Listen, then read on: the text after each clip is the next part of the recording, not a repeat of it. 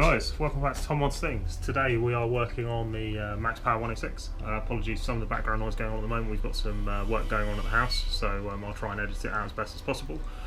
Today we are going to be doing some bodywork, some external stuff. As you would have seen from posting up, and obviously with it in the background, you can see that the wing, I think we're probably going to finish this up, at least to the point where we could use it if we want. But this wing is a Furious 2 spoiler off of a Corsa B. So what seems to have happened is at some point whoever has been sort of gradually trying to sort of build this car has bought this spoiler and effectively cut it up and chopped it and got it to the point where you can see where they'd started to blend it actually into the 106 rear end, because obviously the rear end of a 106 is very different to a Corsa B. So they've done a sort of an alright job.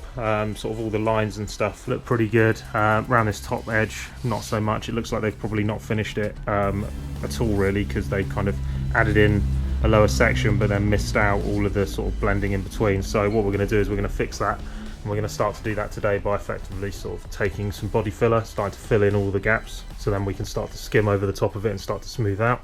We're going to do some rework on this area around here, because I don't quite like how it just sort of goes up, so we're just going to blend this in sort of properly over the top, sort out most of these corners, and then after we've done that sort of thing, we can look at this white section, which is the section I think we'll probably add into this as well. So what we were thinking to do with this, and this is off of the old GT2 wing that I've got on the back of the Cayman, is if across this top section, then what you can see is we get this like top blade effect, and I think you'll agree that actually that kind of really sorts out that rear end and makes it look particularly cool.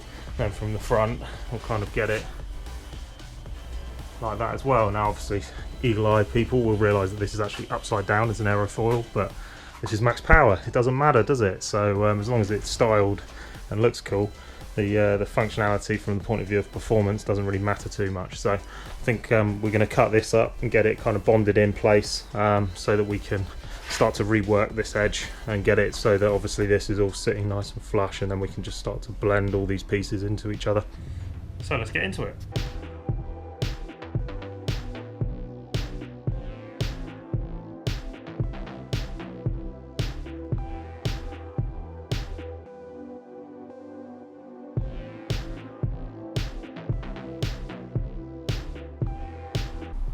Right, just to show what we're doing. So what I've done is just really crudely marked out where I want the wing to kind of sit on this, and then what we're going to do is we're just going to chuck a couple of like self-tapping screws in underneath just to support it, and then we'll line up the other side and do exactly the same thing, and then it should just be able to kind of sit on top. And then as soon as that happens, then we can start to really sort of bond the two panels together, because at the moment obviously it's two totally separate bits, a load of gaps that need to be filled all down this side, but what we need to do is get it set in place first, and then after that we can work all those edges and get them all to work properly.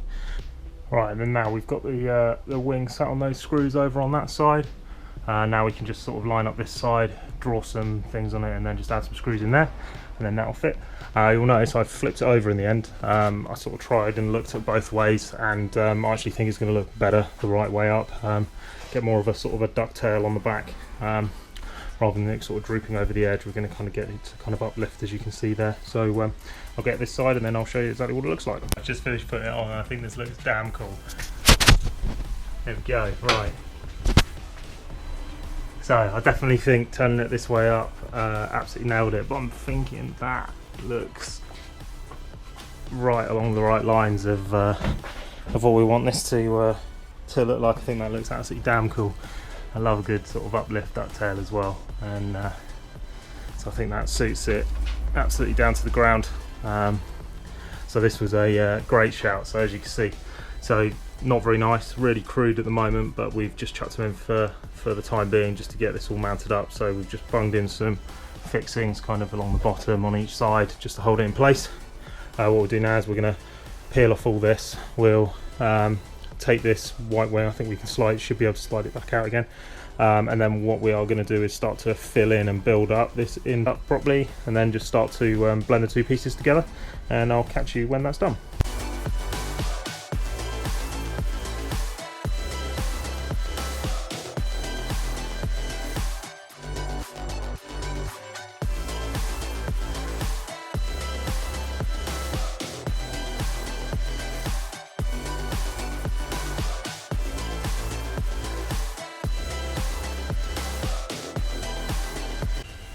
Right, and quick update. So we've got first couple layers of fiberglass on each edge. Obviously, anyone that's worked with fiberglass knows that it looks pretty damn awful to start with, and then gradually as we work through it, it will look a lot better. But yeah, I think this is going to give a pretty strong bond, to be honest. Just don't take what I've done here anyway as advice, because more than likely I'm doing it wrong anyway, because I'm not really following the guidelines. So effectively what I just do is I chuck a load of the well, effectively I eyeball the hardener and the resin solution, then I chuck it all down first just to give a bit of a tacky surface, then I start layering up, and then it does say you have to leave half an hour in between each layer, but I've always found that if you just keep layering them up, adding the extra bit, add more hardener and resin stuff over the top, then it creates a much better bond, because then all of the sheets fuse together. And I always try and tie it in under pieces as well, so like the inside of the wing here is hollow, so what it will do is it's gone down and inside, so as long as it glues and dries properly on the top, then it will dry inside, which will stop this from moving around, which means that when we go to do the underside under here, once obviously all this has come away a little bit, because we'll take this off afterwards, see the resin's dripping down slightly, so we might just move some stuff out of the way. So yeah, and then once all that's dried, then we can whip the bottom tape off, which is just purely there as a barrier to stop it all drooping down. Then we can do the underside, and then same on the other side. It's the top side, and then the underside will be the same. Once we'll just wipe away all this in a sec anyway, just to stop it drying off.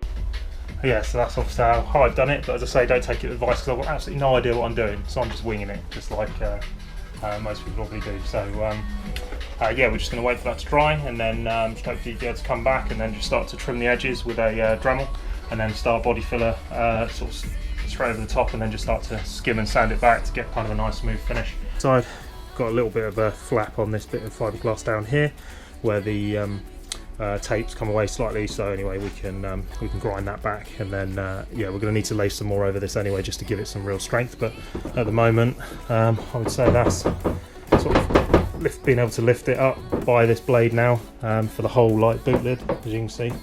I would say that's fairly strong already. So all the fixings came out on this underside, so we've got some holes, and because they're nice and small, we'll just fill them in when we do the body filler over the top. No dramas there at all.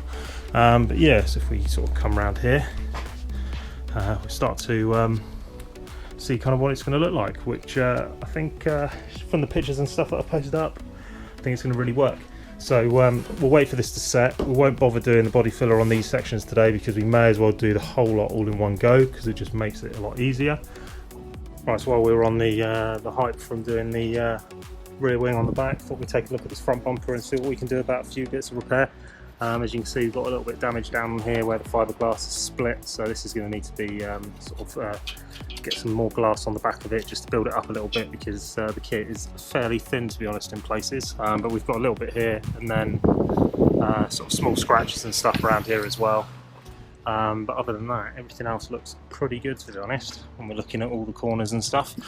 So really what we're going to do is we're just going to do a little bit of repair work on this today. So we'll flip it over, get some fiberglass mixed together, and then we'll put some tape over the front just to stop it from oozing through, and then we'll probably just dig out some of this old fiberglass stuff as well, just to give us a nice bonding surface. And then when we get around to doing the body filler on the rear wing over the back here, then we can do the front bumper at the same time and get two things done, which is cool. The rear bumper does also need some work, but we can do that a little bit later, because can't be asked to get that off now. So just crack on with this.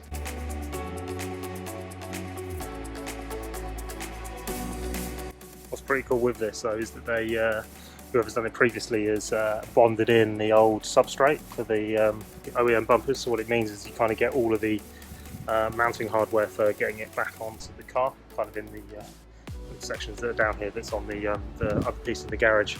And then it kind of all just kind of makes it look like it's meant to be there, which is good. So see there's a few areas like up here where we're going to have to just tidy this up, where it's kind of split and come away a little bit. So there's a few bits where we'll just touch it up, put some more adhesive and stuff in there and get it all filled. But what we're looking at the moment is this little bit. So we've reworked the front just to take off the first layer, and then also just on the rear as well, just to give it some bite to kind of get in there. So what we're going to do is put tape on the front, resin all through, and then just start to lay some sheet down over the top just to build up a bit of thickness in this area.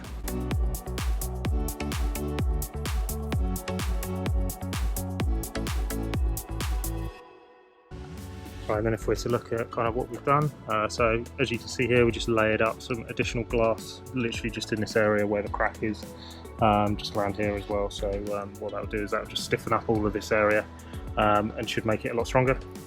Right, and then the reason I've kind of glassed quite a bit sort of either side of where the actual split is, which is down the centre, is just literally to just try and spread that load across the whole strip of the front bumper, because obviously at the moment there's like a point load that's going on right here where the split is, and so if you're able to try and distribute that as best as possible by effectively straightening up this whole area, then I don't know, in my opinion, I think it's better, and that's kind of what I did with other fiberglass bits that were over on that.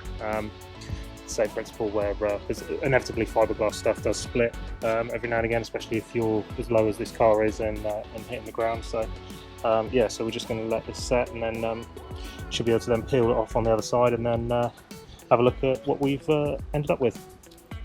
Right, and then just to show what we're left with, so we just pulled the tape off, so as you can see the resin's kind of filled in the gap.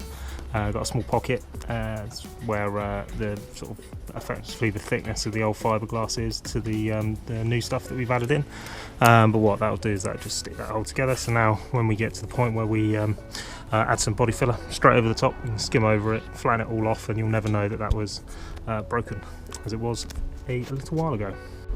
Right, for people that haven't seen, we've got these door cards, which I think we're going to use. They're sort of unmolested. I think they're the XS model, which is why they've got kind of this patterning on them.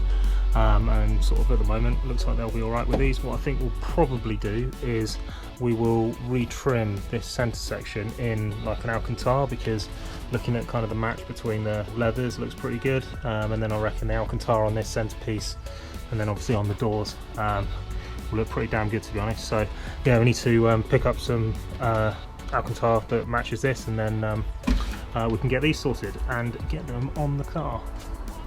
Cheers guys for watching. Stay tuned for more content on this Max Power 106. At the moment, if you saw the previous video, the Instagram and stuff, we are putting the vote out for wheels at the moment. So just to kind of recap, those are the wheels that are on there at the moment, which are Dare Motorsport style wheels. No idea what model they are, but that's what those look like. So decisions are we can keep them, refurb them, change the colour, make them chrome, that sort of thing.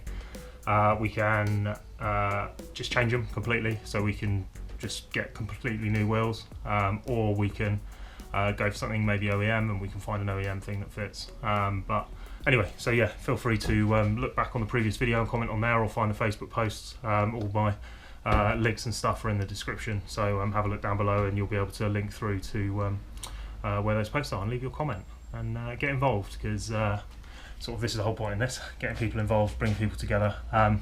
And we'll do some open workshops fairly shortly. It's getting to the point now where I think we could probably accommodate that, so we'll put some posts up. It'll be kind of a sort of an invite, just so we kind of know numbers of people that are going to turn up, because otherwise it could get a little bit out of hand. So I'll put details to that up on probably my Instagram channels rather than on YouTube. And then yeah, and then you just get numbers and DMs and get an invite list out if people want to turn up and help out, or they just want to turn up and hang out for a bit. Absolutely not a problem. So anyway, catch you guys in the next one. Until then, see you later.